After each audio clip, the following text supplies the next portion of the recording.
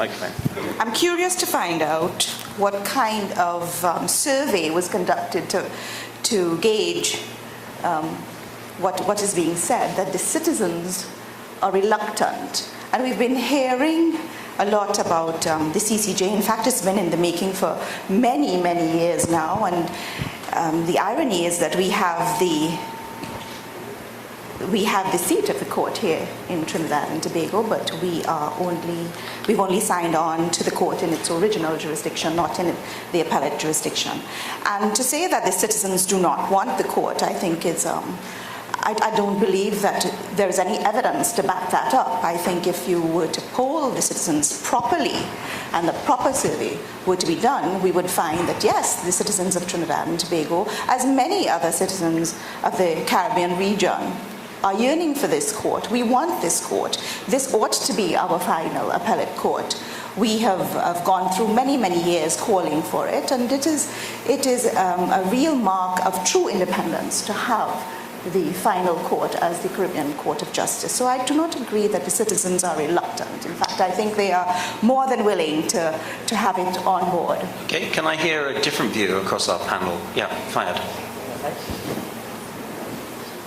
Well, then I will say bring on the referendum as the case may be. Absolutely, let's prove it. But I want to make two short points.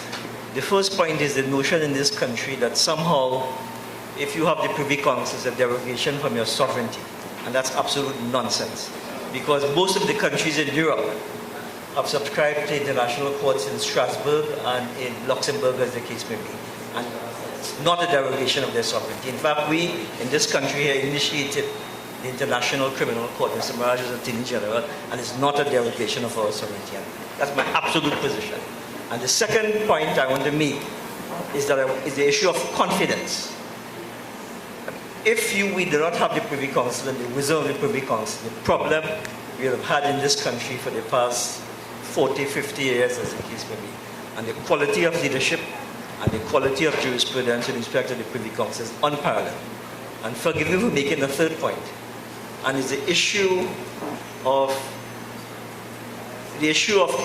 any legal system has to be built on the basis of an international standard of all kinds of principles, whether separation of powers, whether rule of law, whether human rights, as the case may be. These are not subjective national standards. These are international standards. Yeah. And in the Privy Council, we get an opportunity to tap into a reservoir of high-quality jurisprudence that will otherwise be denied access to. And finally, I want to touch on the issue of interference with these courts, because